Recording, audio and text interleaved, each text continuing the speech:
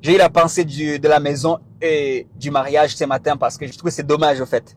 C'est dommage qu'on arrive à dégager cette énergie, cette force d'atteindre cet objectif qui n'est pas négligeable, qui est non négligeable, et ne pas chercher l'énergie nécessaire, alors que d'ailleurs c'est pratiquement la même énergie que tu as besoin pour faire quelque chose de beaucoup plus concret, de beaucoup plus profond que le fait d'être un créateur de richesse, que le fait que ta vie, parce que le mariage est ta maison, c'est ton mariage, ta maison. Mais être un créateur de richesse, ce n'est plus toi. C'est tous les gens autour de toi. Tous les gens qui viennent auprès de toi pour te dire au fait, non, est-ce que tu n'as pas une voiture pour moi, chercher une voiture? Est-ce que tu peux m'accorder une solution d'arrangement? Tu es devenu quelqu'un dont la vie, tu es devenu un porteur de solutions.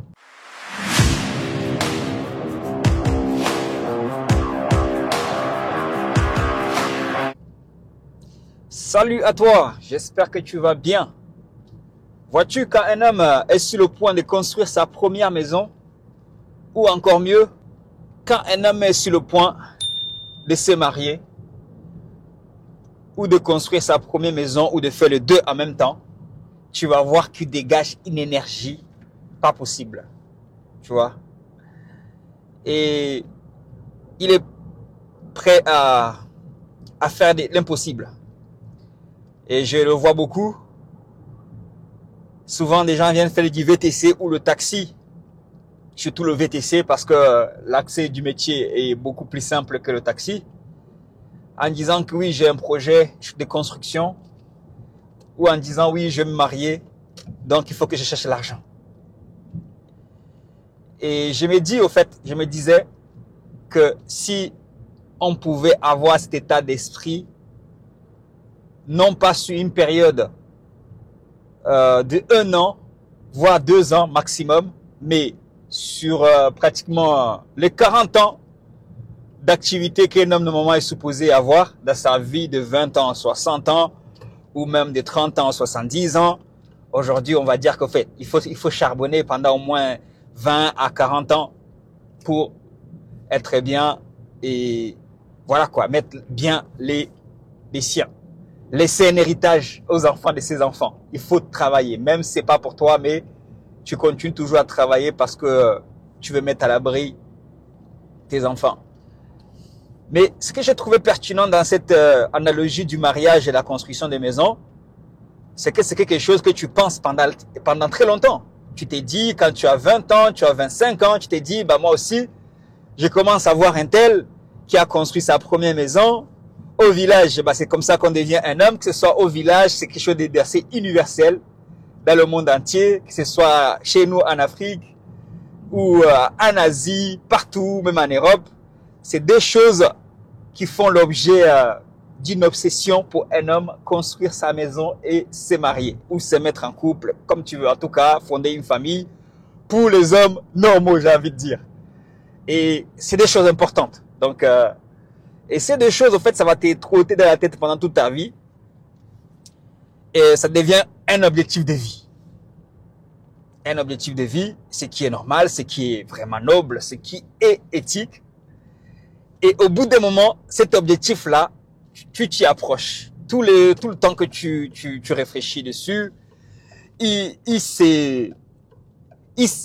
s'apprécie. Ça devient, cet objectif-là devient de plus en plus clair dans ta tête. Et ça, c'est un point crucial pour créer la richesse. Ça, c'est un point de base déjà pour accomplir beaucoup de choses. C'est pas tout ce que tu veux, mais il y en a qui diront tout ce que tu veux et je crois que tu peux faire tout ce que tu veux. Une fois justement que tu as appris quelque chose et que tu l'as mis dans ta tête et que c'est devenu un objectif de vie. Donc mon point ici, c'est de dire au fait, je trouve dommage que on puisse l'appliquer pour le mariage et la maison et ne pas se l'appliquer pour toute une vie. Parce que moi, je pense qu'il y a des choses plus importantes que le mariage et la maison. Je dirais même cette chose-là d'ailleurs, c'est le fondement justement du mariage et la maison. Une fois que tu l'as eu, tu as bien compris, c'est la création des richesses. Une fois que tu as eu ces choses, Tu ne te poses même pas la question de je vais galérer pour construire la maison. Tu ne te poses même pas la question de est-ce que je vais me marier. Tu as tellement l'embarras du choix par rapport aux prétendants. Je sais plus qui j'écoutais d'ailleurs. Il disait que c'est une grosse erreur de se marier avant d'avoir fait beaucoup d'argent. C'est une grosse erreur de se marier avant d'avoir fait en tout cas suffisamment d'argent. Quand tu es à l'aise, tu es confortable, tu vois, tu ne te trompes pas des castings. Certaines personnes se marient étant fauchées et quand ils deviennent riches, ils se disent mais j'aurais pu avoir mieux. Ça, c'est notre point. Mais ceci, c'est pour dire au fait que je suis actuellement en train de relire pour une énième fois le livre de Napoléon Hill, Réfléchissez, devenez riche. Et cette fois-ci, je me suis donné le challenge de le lire à haute voix. Je suis au chapitre 10. Il m'en reste plus que 3. Et j'ai pris 2 surligneurs. Je sais que c'est un livre très marquant. Maintenant, je surligne. Comme ça, quand je veux le relire pour une autre fois, je vais relire que, même si c'est tous les jours, je vais relire que les points que j'ai surlignés. Et j'ai remarqué quelque chose qui revient très souvent. Et pour moi, c'est l'une des secrets inexplicables qu'il évoque au début du livre. Toi, si ce n'est pas le cas, dis-moi ce que tu retiens parce que je me suis toujours posé la question. Mais bon, il dit qu'il y a quelque chose de secret dedans. Il ne met pas forcément des mots dessus, mais c'est à nous de le trouver. Tu vois, dès le début, le livre, il te challenge, quoi. Dès le début, bah, tu te dis, mais c'est quoi? Qu'est-ce qu'il y a de secret dedans pour que je le trouve? Parce que moi, j'ai envie de devenir riche. Et en surlignant, j'ai remarqué quelque chose qui revient très souvent. C'est un but précis ou un objectif précis, clairement précis. En tout cas, il le dit toujours précis. Le mot précis revient très souvent. Le mot précis revient très souvent et je me suis dit, ah oui, pour moi, en ce qui me concerne, ça c'est la base. Ça c'est la base des bases, avoir quelque chose de précis que tu vises. D'ailleurs, c'est ça la vision, c'est ça l'objectif. Mais ça doit être tellement précis que même si on te réveille à 1 heure après 15 heures de conduite en chauffeur taxi ou de Uber, tu vas le réciter. Tu vas dire, moi, c'est ça que je veux. Même si tu dors 10 minutes quand tu te réveilles alors que tu viens de passer 10 heures au volant, 20 heures au volant, c'est tellement précis que tu vas le dessiner, même pendant que tu dors. Une fois que c'est précis, moi, je pense que c'est le secret des secrets de ceux qui atteignent leurs objectifs. C'est même pas je pense. C'est là est la base de tout.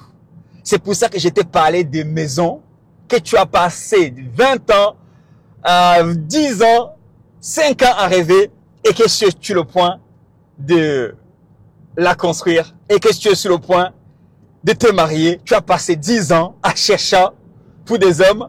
C'est peut-être à partir de 25 ans qu'on commence à se poser un peu la question.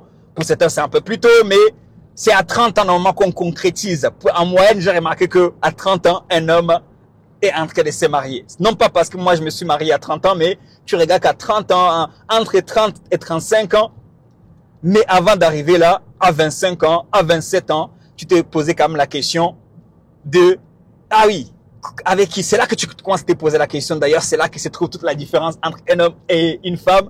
La femme, elle commence à se poser la question, je crois même à 16 ans, tu vois. Nous, c'est peut-être à 25 ans, on peut se poser la question si éventuellement le mariage fait partie des valeurs qu'on chérit, bien sûr. Et la maison, je pense que c'est pareil. Et à force d'y penser, ça devient quelque chose qui devient de plus en plus clair. Ça s'éclaircit. Voilà. Ça devient quelque chose qui prend de la forme dans ton esprit. Voilà. Ta maison a déjà pris de la forme dans ton esprit. Ta dulcinée a déjà pris de la forme dans ton esprit au point où que si on vient te vendre un autre modèle, tu n'achètes pas. Je suis désolé. Tu as déjà pris. Ce n'est pas quelque chose de physique, mais c'est quelque chose de spirituel. Un objectif clairement précis te pousse à te surpasser. Quand tu sais que, ça y est, tu as ton apport. Ou alors, il te manque la moitié de ton apport pour pouvoir acheter ta première maison. Tu ne sais pas d'où te vient une force. Il y a une force surnaturelle. Tu es à 2 mois, tu es à 6 mois du mariage. Tu as déjà trouvé la fiancée. Tu es à 1 an de mariage. Tu as déjà trouvé la fiancée. Tu es à 1 an de me dire, de te dire à ton banquier, tu as dit si tu arrives à 50 000, ça y est, on va te prêter. Tu vas pouvoir construire ta maison. Regarde l'énergie qui se dégage à toi parce que non seulement ton objectif n'est plus précis, ton objectif a déjà pris forme. Tu es prêt à soulever des montagnes. Tu vois. Et moi, je trouve ça fort parce que c'est quelque chose que je vis. C'est quelque chose que je suis en train de vivre pour la deuxième fois. Je l'ai vécu pour la première fois pour le mariage, mais je le vis non pour la deuxième fois, non pas pour la maison. Parce que comme je t'ai dit, il y a mieux que la maison. Construis de la richesse. Bâtir quelque chose de concret que tu penses que ça va durer après toi, c'est mieux que la maison. Construis une entreprise dont tu te dis non, celle-là, elle va me survivre. Quand je serai mort, quand je serai plus, je sens que mon petit ou ma petite là va en tirer quelque chose. Même si c'est pas directement avec ça, elle va aller construire quelque chose de concret parce qu'elle a vu que papa l'a fait. Et ça là, donne une force inestimable pour aller lever cet objectif, pour aller travailler 15 heures. Si tu veux une motivation ancrée, profonde, c'est là que tu dois la chercher, mon gars. Et oui, ce que je suis en train de dire, peut-être que tu n'as pas encore réalisé, l'important c'est la portée. Mais moi, ça vient de me prendre 5 ans pour enfin mettre le doigt concrètement dessus, pour que ça prenne la forme. Et c'est pour ça que je te dis pour finir cette vidéo, donne-toi 5 ans. Choisis 3 objectifs les plus importants de ta vie et pense-y tous les jours. Je ne dis pas de faire. Je dis pense-y tous les jours pendant les 5 ans et viens m'en donner des nouvelles. C'est pour ça d'ailleurs le livre de Napoléon Hill te dit, une fois qu'il y a des processus, il y a 6 étapes dans ces livres. Mais la première étape, pour moi, c'est la base de tout. Comme toute première étape d'ailleurs. Choisir un objectif, définir un objectif précis. Et moi, je dis définis-le et pense-y tous les jours. Tu verras que ta pensée va être un aimant qui va t'amener vers cet objectif. Si ton objectif, c'est de passer de pratiquement 100 kilos comme moi à 80 kilos, tu vas voir que à force d'y penser, à force que c'est trop dans l'esprit, ça va t'amener à là. Si ton objectif, c'est de dire au fait que non, j'ai échoué une fois, j'ai eu 6 véhicules, et j'ai fait faillite, j'en ai gardé qu'une. Mon objectif, c'est de refaire la même chose pour aller chercher les 20 véhicules et les gérer. Ou alors, si j'ai pas les véhicules, j'aurai l'équivalent de ces 20 véhicules. Parce que c'est juste quelque chose de matériel, quelque chose de concret, qui a un corps de palpable. C'est un objectif précis. C'est ça, un objectif précis. Et c'est précis, comme le mariage et la maison. C'est précis. C'est pas oui, je vais être riche. C'est pas oui, je veux beaucoup d'argent. C'est pas oui, je vais être heureux. C'est pas oui, je vais être en bonne santé. Non, précise-le. Je vais avoir tel poids et je vais toujours nager entre tel poids et pas plus. Je vais avoir telle valeur et je vais ne faire que l'augmenter. Je vais à telle date, je veux avoir tel montant. Tu l'écris. Ça, c'est la deuxième étape. Tu l'écris. Les 4 autres étapes, il faut aller lire ces livres. C'est une pépite. Ça change les vies. Moi, c'est en train de changer la mienne. C'est en train de changer la mienne. Tu le fais pendant 5 ans. Et viens, on va en parler après 5 ans. Tu verras. Toi-même, tu ne vas pas te reconnaître.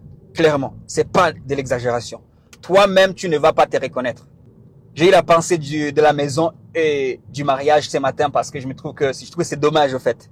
C'est dommage qu'on arrive à dégager cette énergie, cette force d'atteindre cet objectif qui n'est pas négligeable, qui est non négligeable, et ne pas chercher l'énergie nécessaire, alors que d'ailleurs c'est pratiquement la même énergie que tu as besoin pour faire quelque chose de beaucoup plus concret, de beaucoup plus profond que le fait d'être un créateur de richesse, que le fait que ta vie, parce que le mariage est ta maison, c'est ton mariage, ta maison. Mais être un créateur de richesse, ce n'est plus toi. C'est tous les gens autour de toi. Tous les gens qui viennent auprès de toi pour te dire au fait, non, est-ce que tu n'as pas une voiture pour moi, chercher une voiture? Tu es devenu un porteur de solutions. Est-ce que tu peux m'arranger? Je n'ai pas suffisamment de caution parce que j'ai envie de louer une voiture. Est-ce que tu peux m'arranger? Et tu fais des arrangements. Tu es devenu une solution pour les autres. C'est pas tu vois, c'est quelque chose de... ça veut dire que tu es devenu un créateur de valeur. Ton mariage et ta maison, tu ne crées de la valeur pour pratiquement personne. Tu vas me le dire, je vais le dire comme ça. Même si tu me diras, oui, mais j'achète et puis je fais avancer l'économie. Oui, non, mais c'est pas pareil.